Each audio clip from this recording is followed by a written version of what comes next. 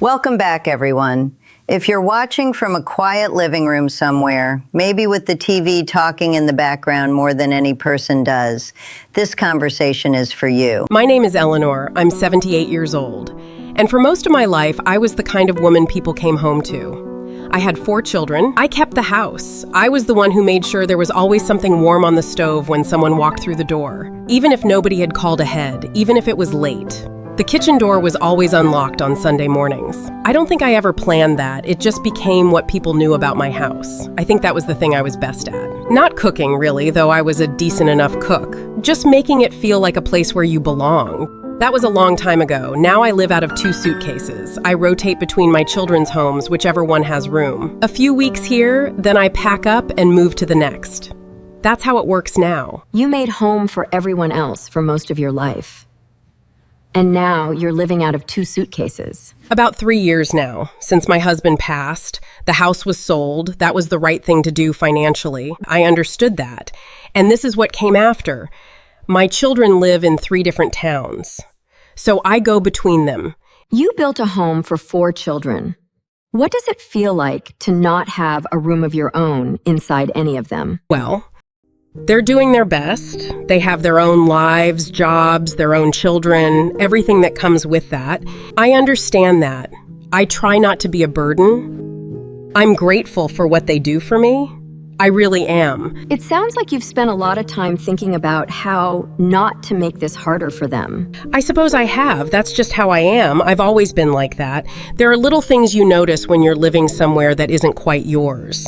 I keep my things near the door, mostly. I don't spread out. I don't put my shoes in the closet. It feels presumptuous somehow. Like claiming space that's on loan. I keep my toiletries in my bag instead of on the shelf, even when there's room on the shelf. Just in case.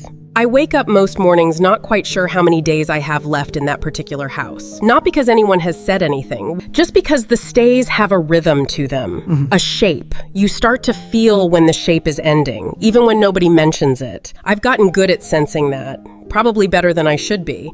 The strange thing is, I don't know how to explain this exactly, but wherever I am, I still make the bed carefully in the morning, even the pull-out. Even in Thomas's basement, I smooth the sheets and put the pillow at the top and make it look right. And then I stand there for a second and think, why am I doing that? No one's coming into this room. I think I'm still making home. Out of habit, even in rooms that aren't mine. You've been a guest in your own family for 3 years. Is there a moment in the day when that's hardest? Mornings, probably. Early mornings, before the house wakes up. There's a particular kind of quiet in someone else's house when you're the first one awake. The kitchen isn't really yours yet. You're never quite sure if making coffee will wake someone, or whether the cups are where they were last time, or if there's some household rhythm you don't know about. So you wait. You sit in the room they've given you, or you move through the house quietly, and you wait for the family to start their day so you can fit into it. I spent decades being the first person up, making the house ready for everyone else. Now I'm the one waiting for the house to wake up enough that I can use it. That's a strange reversal. You've spent 3 years reading the shape of other people's hospitality. What are you trying not to know? I don't know that I'm ready to say that yet, but I think I've known it for a while. When did you first learn that staying easy was the safest way to stay wanted?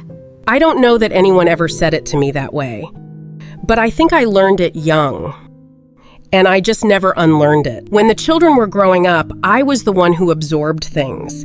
If there was tension, if my husband and I had disagreed about something, or if money was tight, or one of the children was having a hard time at school, I was the one who kept the atmosphere livable. I made it so that other people's problems didn't become everyone's problems. That was my job.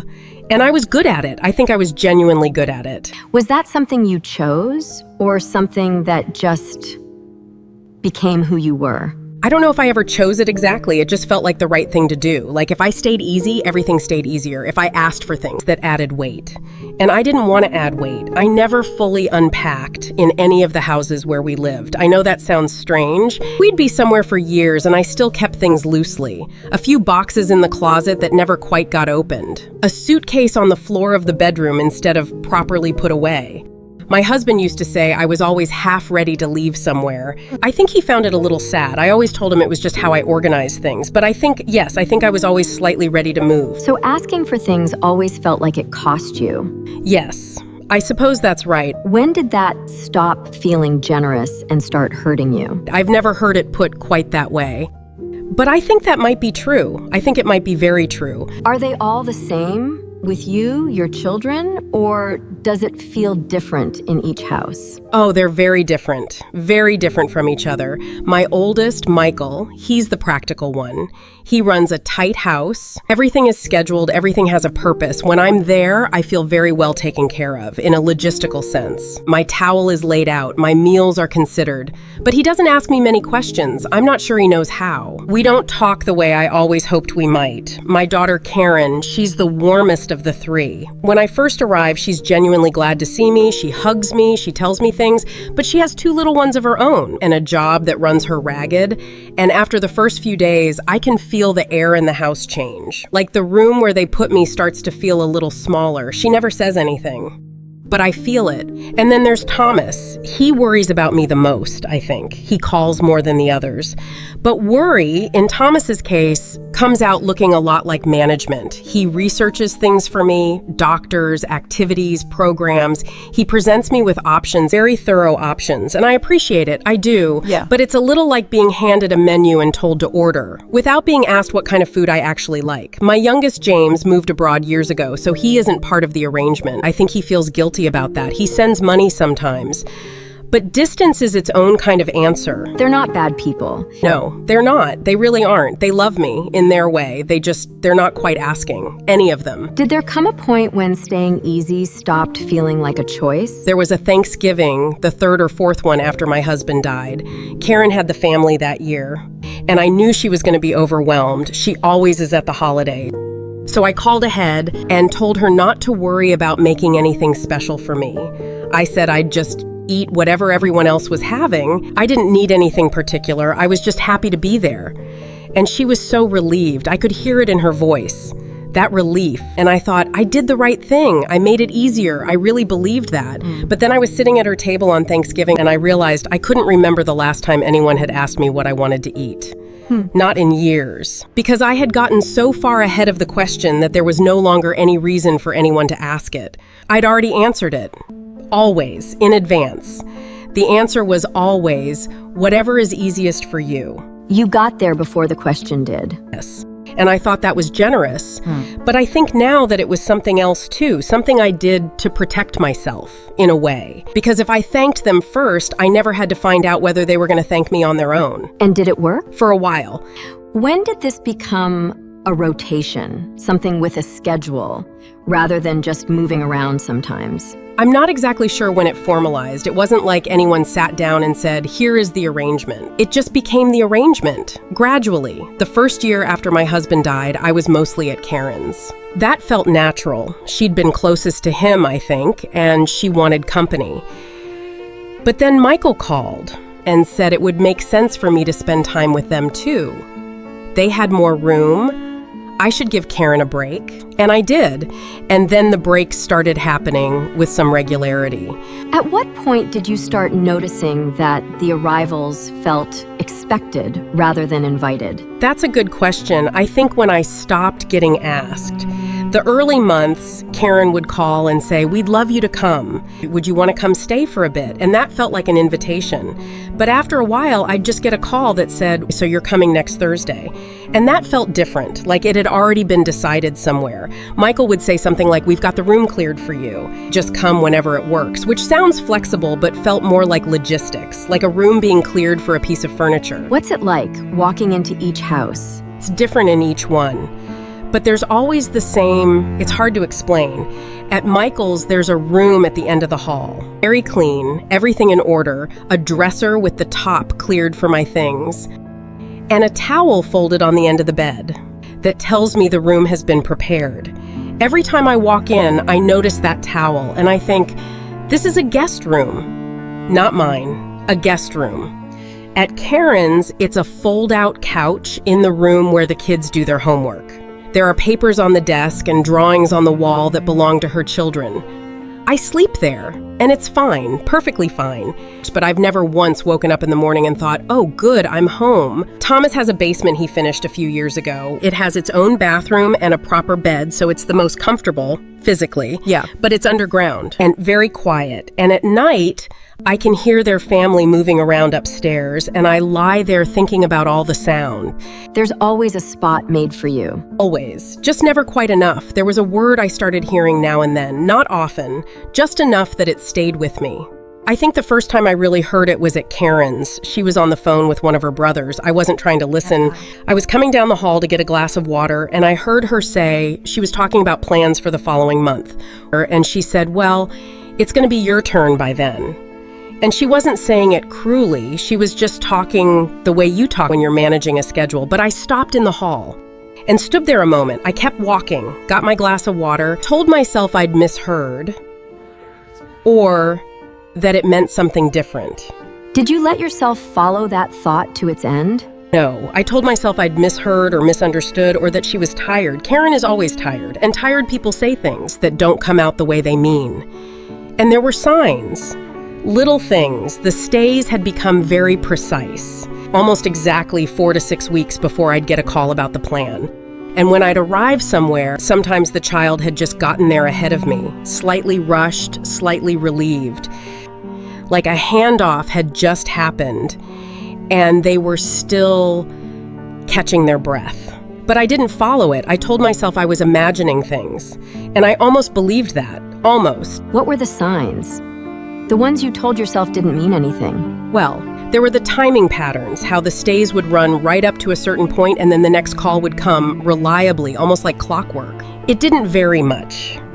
4 weeks, maybe 5, and then Michael would mention he was going to be traveling, or Karen would say something was coming up with the kids, and somehow that was when the arrangements for the next place would materialize. Very smoothly, very efficiently, and I started to notice, though I didn't let myself think about it directly, that when I arrived somewhere, the child had a quality of freshness about them, like they'd taken a breath before I walked in the door.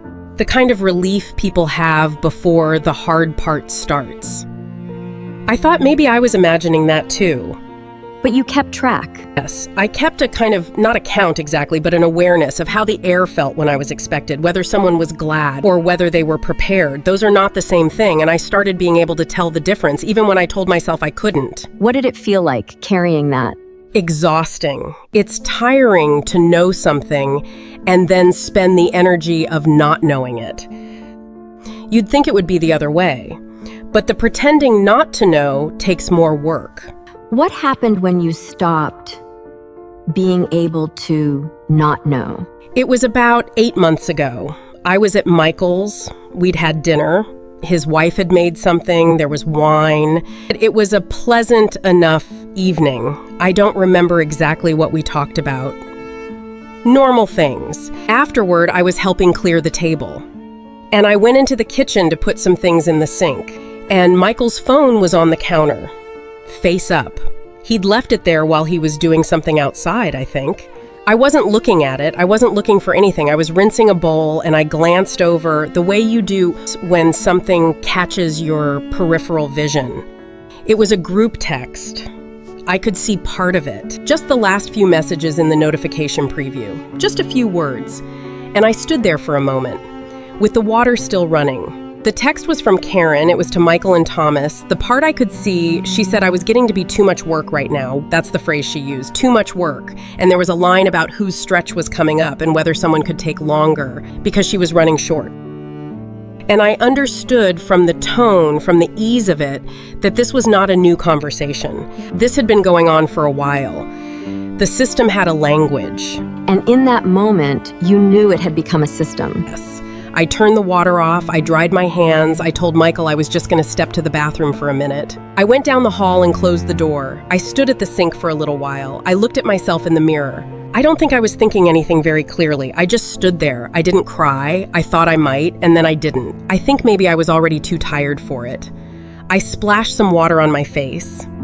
I looked in the mirror again. There was a moment where I thought, you knew this. You've known this for a while.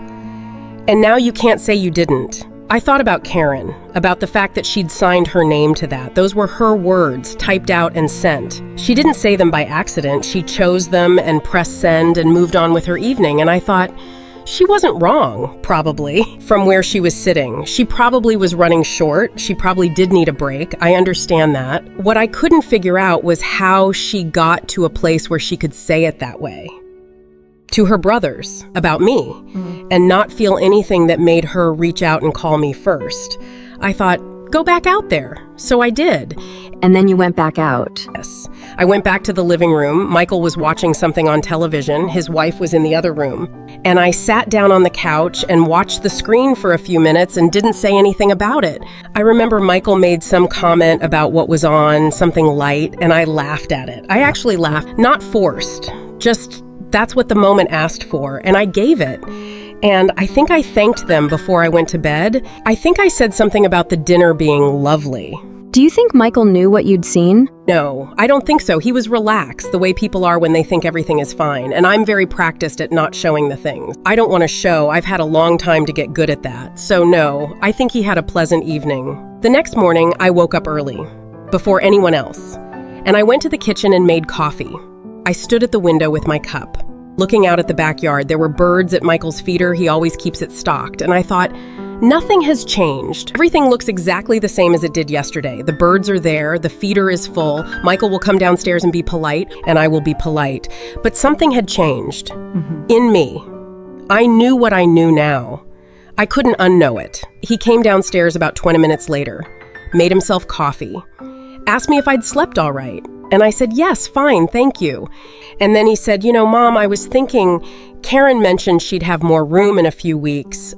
So we might plan on getting you over there then. He said it like we were talking about logistics, the way he would say the dry cleaning should be ready Thursday. I said, that sounds fine. I don't know why I said that. It wasn't fine. Yeah. But the words came out before I had decided to say them. That's how deep the habit is. That sounds fine. That sounds fine. I've been saying versions of that for 3 years. And the morning after reading that text, I was still saying it without even deciding.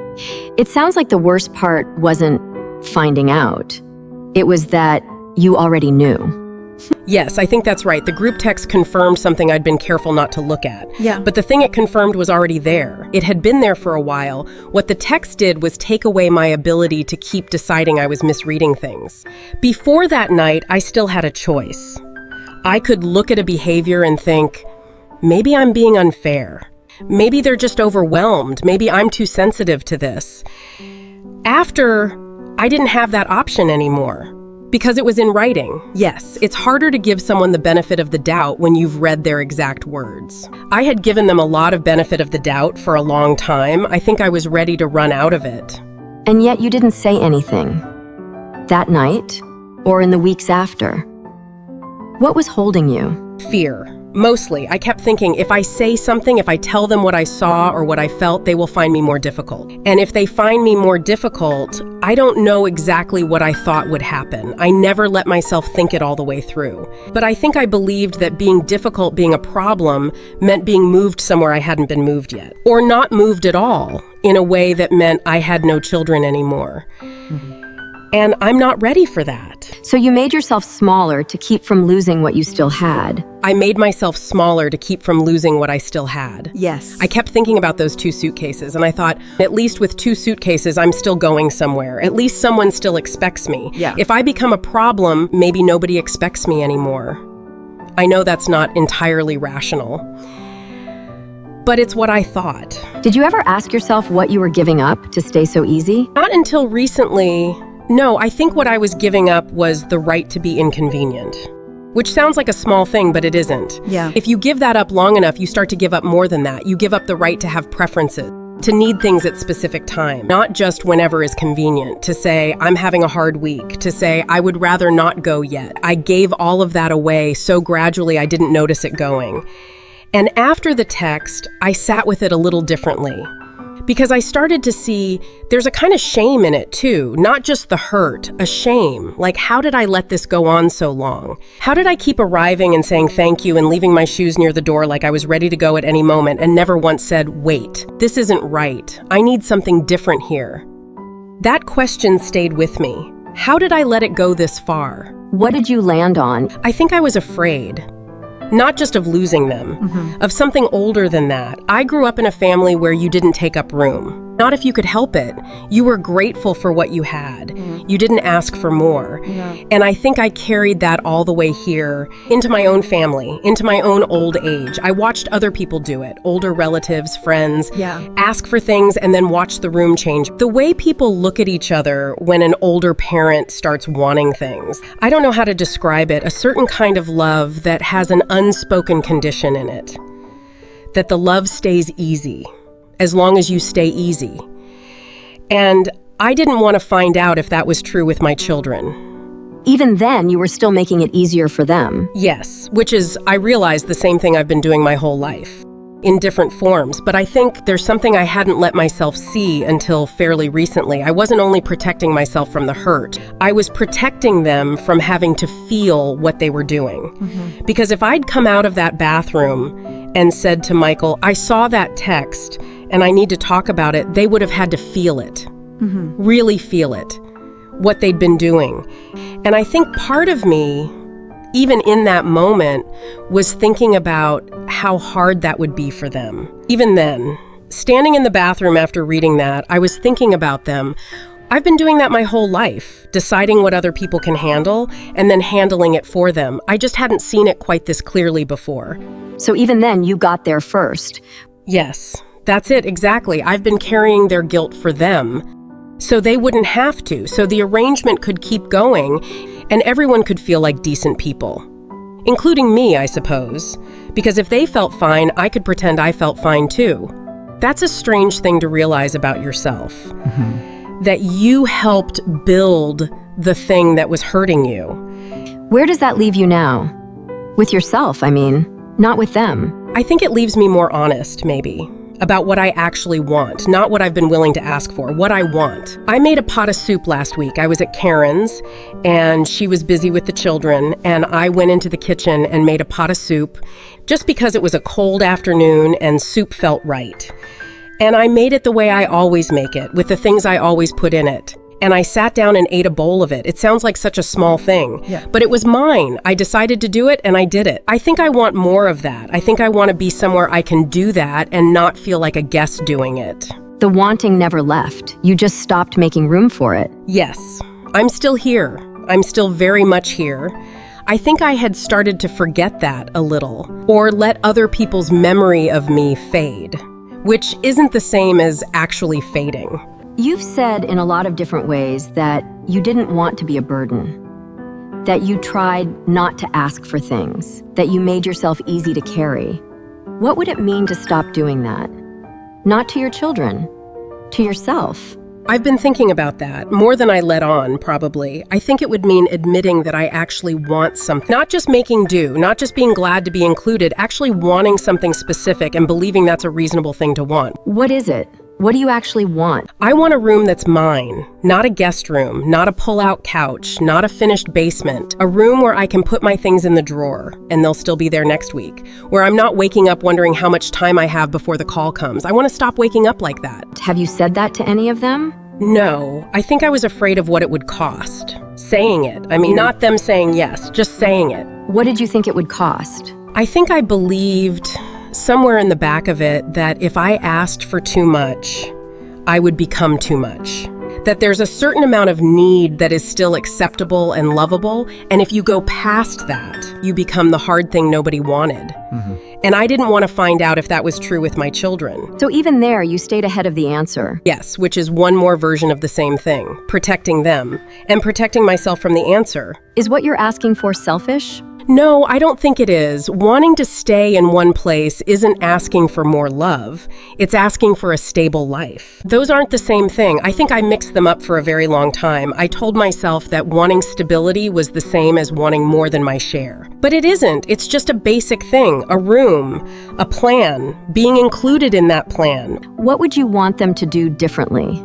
If you had one ask. I think I'd want them to talk to me before they decide things, not after. Not to tell me what's been arranged, to ask me what I think, what I need, what would work for me. Because what's been hard, I don't think they know this, is not just the moving. It's that every time I arrive somewhere, it's already been decided. The room, the length of time, the next stop. And I'm just walking into a plan that already exists. My life has been decided on my behalf, and nobody asked me. I sat at Michael's table last month and they were talking around the next arrangement, who was coming to pick me up, whether there'd be overlap with some trip he was planning. Just talking about it across the table. I was sitting right there. And it didn't occur to any of them to turn and ask me, is this what you want? Does this work for you? That's the part that stays with me. Not even the decision, the not being asked. What would asking look like if they did it? It would look like someone calling me before the arrangements are made, not after, and saying, here's what we're thinking. What do you think? Is there something you need that we haven't asked about? It doesn't have to be complicated. It doesn't have to be a big family summit. It could just be a phone call.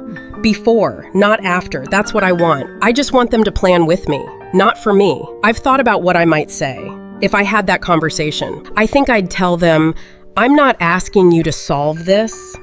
I'm not asking for something you can't give. I'm asking to be in the room when you figure it out. That's all. Just include me. Let me know what the options are. Ask me what I think. Tell me what's hard about it for you. I can handle hard. I've been handling hard for 78 years. What I can't handle is feeling like a piece of furniture that gets moved because nobody had a better idea. I don't know how they'll take it. Michael will get very practical very quickly. Karen will feel guilty, and that's going to come out as crying or defensiveness. I'm not sure which. Thomas will probably start researching things. That's how they are. But I think I have to say it anyway. Not because I'm angry. I'm not, really. I'm tired of the arrangement, but I love them. I do. Yeah. I've just spent a long time making myself disappear so that loving them would stay easy. And I think I'd like to find out whether it can still be easy even when I'm not doing that. What would a good outcome look like? I think a good outcome looks like a conversation at a table. Not one where someone hands me a plan. One where I'm in it from the beginning. Where someone says, Mom, what do you need? And then actually waits for the answer. Something more regular or some other arrangement we haven't thought of yet. I don't need it to be perfect. I just need to be in the conversation. That's a real thing to want. I know that now. I needed a little time to know it, but I know it now. Do you know what you'll do first? I think I do. I think I'm going to ask them to sit down together before the next move is made. Not after, before. And I'm going to say, I need us to decide this with me in the room. So this isn't really about an apology. You want something different going forward. No, it isn't. I thought about that, whether I wanted an apology, whether that was part of it. I don't think so. I think what I want is to go forward differently. I want a different arrangement going forward. I don't need them to say it was wrong. I just need them to be willing to do it differently. I think most of them, if I actually said this to them, would want to do better. I really do. They're not cruel people. They just got into a pattern and the pattern became invisible to them. Yeah. Because I let it. And now I'm the one who has to say, let's make a new pattern. You said earlier that you live out of 2 suitcases. What do they mean to you now? I've been packing and unpacking those 2 suitcases for 3 years. And every time I unpack them partway, leave them open on the floor, it's because I know I'll be packing again in a few weeks. I feel it. Mm-hmm. Not dramatically. Just a small thing. A small reminder of the arrangement. I think they've started to feel like a choice I made, not something that was done to me. Something I agreed to, in a way, because I never said I didn't want this. I just kept going along with it. I think about what that would look like. Unpacking them properly. Not just taking things out for a few weeks, actually putting them in the closet. Finding a drawer that's mine and putting things in it and closing it. Knowing they'll still be there in a month. It sounds like such an ordinary thing, but I haven't had that in 3 years. I have a small framed photograph. It's of my mother and her sister, taken a long time ago. I've been carrying it in the outside pocket of one of the suitcases. I take it out wherever I go and put it on the nightstand. And when I leave, I pack it away again. I'm ready to stop living out of 2 suitcases. I think I'd like to put it somewhere and leave it there. If somebody listening has been doing that too, what would you tell them? I'd want them to know that wanting a stable place isn't the same as asking for too much. It took me a long time to see that. I think some of us learn very early that the way you stay loved is by staying small, by saying you're fine before anyone has to ask. And for a while it does work, but little by little you disappear inside it. So I think what I'd want to say is, don't wait that long. Don't wait until you're that tired. Ask while you still have the strength to ask. I love my children. And I'm going to ask, what idea do you want to bring to life?